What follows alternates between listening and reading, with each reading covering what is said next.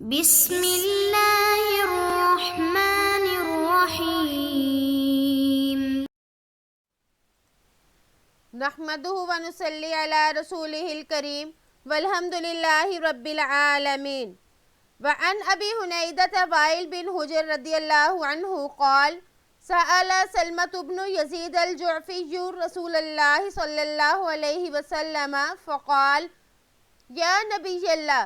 ارأیت ان قامت علینا امراء یسألون حقهم ویمنعون حقنا فما تأمرنا فأعرض عنه ثم سأله فقال رسول الله صلى الله عليه وسلم اسمعوا وأطيعوا فإنما عليهم ما حملوا وعليكم ما حملتم۔ حضرت ابو حنیدہ وائل بن حجر رضی اللہ عنہ روایت نقل کرتے ہیں کہ مسلمہ بن یزید جعفی نے آپ صلی اللہ علیہ وآلہ وسلم سے پوچھا، اے اللہ کے رسول، آپ ہمیں بتائیں اگر ہم سے حاکم اپنا حق مانگے لیکن ہمیں ہمارا حق نہ دیں تو ہمارے لیے آپ کا کیا حکم ہے؟ آپ نے یہ سن کر اعراض فرمایا۔ انہوں نے پھر آپ سے یہی سوال کیا تو آپ نے فرمایا، تم ان کی بات سنو اور مانو، ان کے ذمہ ضروری ہے کہ وہ اپنی ذمہ داریاں پوری کریں اور جو ذمہ داریاں تم پر ہیں تم انہیں پورا کرو۔ اعرض یعرض، اعراض باب افعال سے ہے، اس کا مطلب ہے روگردانی کرنا یا اعراض کرنا۔ اسی طرح حمل یحمل، تحمیل یعنی باب تفعیل سے، اور اس کا مطلب ہے اٹھوانا۔ اس حدیث مبارکہ میں ایک طرف حکومت پر کچھ ذمہ داریاں ہیں اور دوسری طرف بتایا کہ رعایا پر کچھ ذمہ داریاں ہیں، اور حکومت کا نظام اسی وقت سے ہی چلے گا جبکہ دونوں اپنی اپنی ذمہ داریاں پوری کریں۔ اسی وجہ سے آپ صلی اللہ علیہ وآلہ وسلم نے بڑے حکیمانہ انداز میں امراء اور سلاطین کو رعایا کے حقوق ادا کرنے کی طرف توجہ دلائی، اسی طرح رعایا کو بھی اہل حکومت کے حقوق کے ادا کرنے پر توجہ دلائی۔ جب ایک دوسرے کی طرف سے ان کے حقوق کی ادائیگی میں کمی ہو تو صبر اور تحمل سے کام لیں۔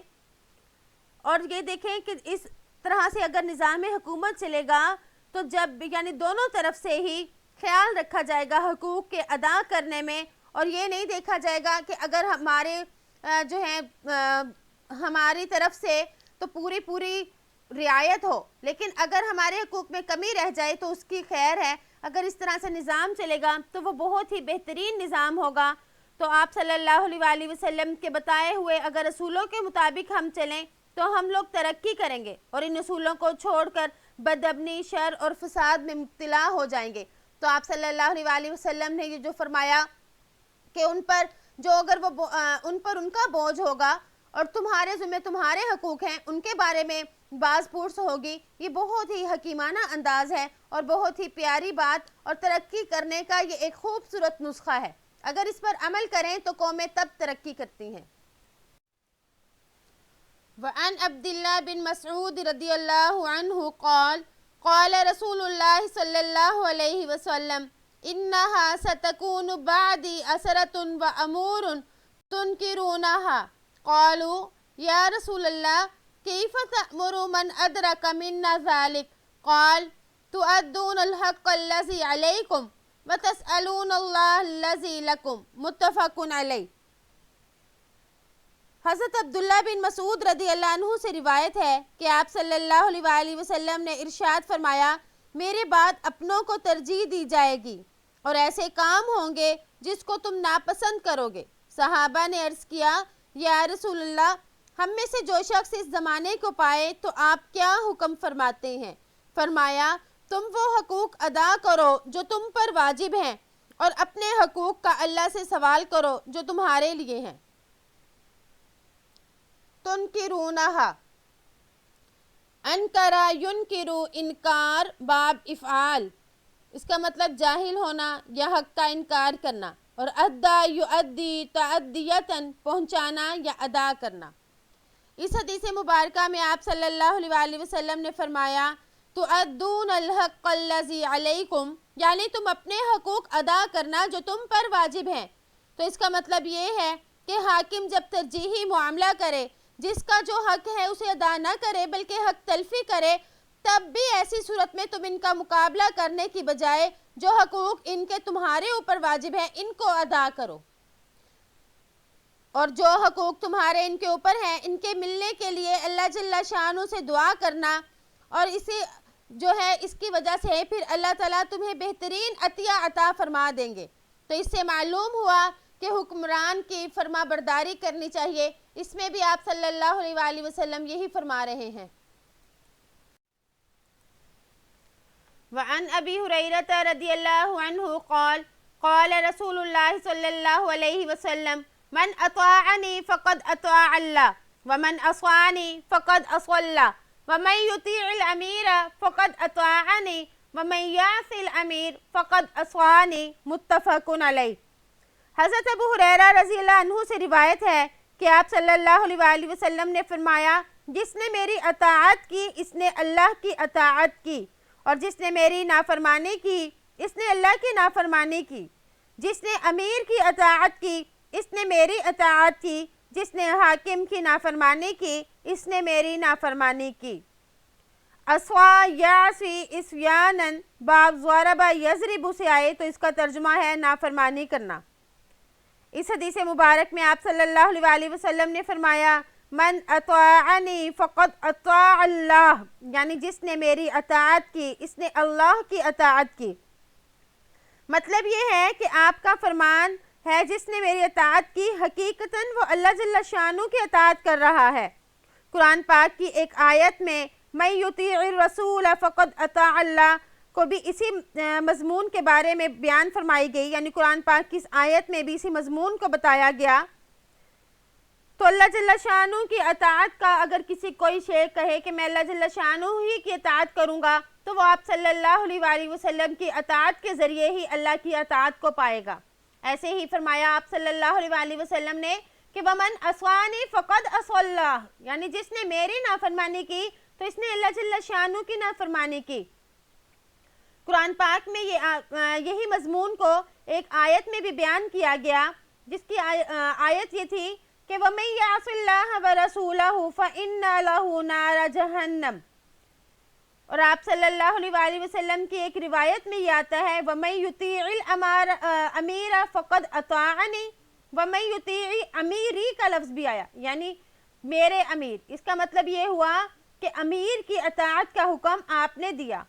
تو ہم آپ کا حکم سمجھ کر امیر کی اطاعت کر رہے ہیں، تو گویا کہ ہم نے آپ کی بات کی لاج رکھی، آپ کی بات کی اطاعت کی۔ اور فرمایا وَمَن يَعْصِ الْأَمِيرَ فَقَدْ عَصَانِي، جس نے حاکم کی نافرمانی کی اس نے میری نافرمانی کی، کیونکہ امیر اور حاکم کی اطاعت کا حکم آپ نے فرمایا، تو آپ صلی اللہ علیہ وآلہ وسلم کے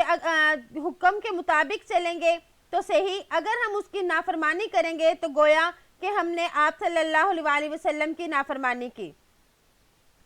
تو اس وجہ سے امیر کی اطاعت کرنی چاہیے، جیسے کہ کئی احادیث میں وارد ہوا۔ اور اس کے علاوہ اگر امیر، جیسے کہ پہلے بھی بیان کر چکے ہیں، کوئی خلاف شریعت حکم نہیں دے رہا تو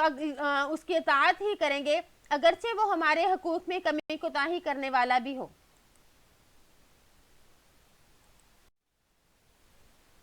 وعن ابی بکر رضی اللہ عنہ قال سمعت رسول اللہ صلی اللہ علیہ وسلم یقول من اہان السلطان اہانہ اللہ، رواہ الترمذی وقال حدیث حسن۔ حضرت ابو بکر رضی اللہ عنہ سے روایت ہے کہ میں نے آپ صلی اللہ علیہ وآلہ وسلم کو فرماتے ہوئے سنا کہ جس نے حاکم کی بے عزتی کی اللہ اس کو ذلیل کرے گا۔ ترمذی نے روایت کیا اور صاحب ترمذی نے فرمایا یہ حدیث حسن ہے۔ وقال وفی الباب احادیث کثیرۃ فی الصحیح وقد سبق بعضها فی ابواب، اور اس مسئلے میں بہت سی صحیح احادیث موجود ہیں، ان میں سے کچھ احادیث اس سے پہلے ابواب میں بھی گزر چکی ہیں۔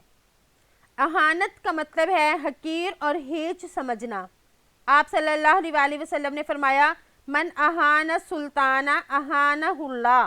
جو بادشاہ کی بے عزتی کرتا ہے تو اللہ جل شانہ اس کو ذلیل کریں گے، کیونکہ بادشاہ جو ہے اس کا ایک مقام ہے، اور اگر ہم ایسا معاشرہ قائم کریں جو کہ ترقی کرے اور جس میں ہر کسی کو ہر کسی کے حقوق ملیں تو ہمیں چاہیے کو امیر کا حق دیں، بادشاہ کو بادشاہ کا حق دیں۔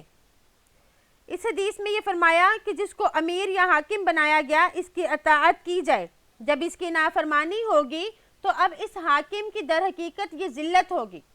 پھر اس کے حکم کی کوئی وقت بھی لوگوں کے دل میں باقی نہیں رہے گی، اور جو جرائم پیشہ لوگ ہیں اور جو قانون شکن عناصر ہیں انہیں اپنی کارروائیاں کرنے کا موقع مل جائے گا، اور اس نے ایک دل حاکم کی ذلت ہوگی۔ اس کے مقابل حکمران میں جب تک کھلم کھلا کفر نہ دیکھا جائے، یعنی وہ نماز اور دیگر شعائر اسلام کو قائم رکھنے والا ہے تو ہم نے اس کا کہنا ماننا ہے، اس کی اطاعت کرنی ہے،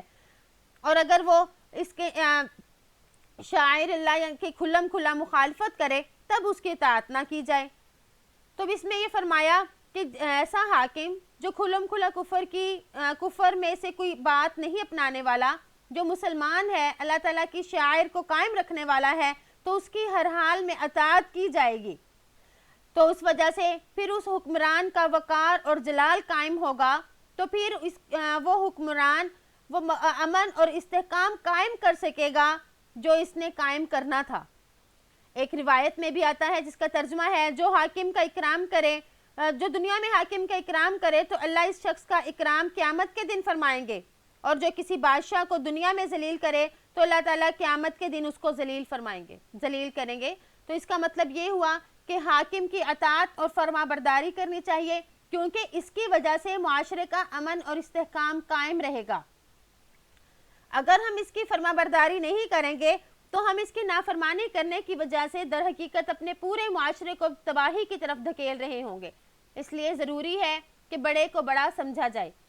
امید ہے کہ آپ کو آج کا سبق سمجھ آ گیا ہوگا۔ اللہ تعالیٰ سے دعا ہے کہ ہم نے جو پڑھا اللہ ہمیں اس پر عمل کرنے کی توفیق عطا فرمائے۔ السلام علیکم ورحمۃ اللہ وبرکاتہ۔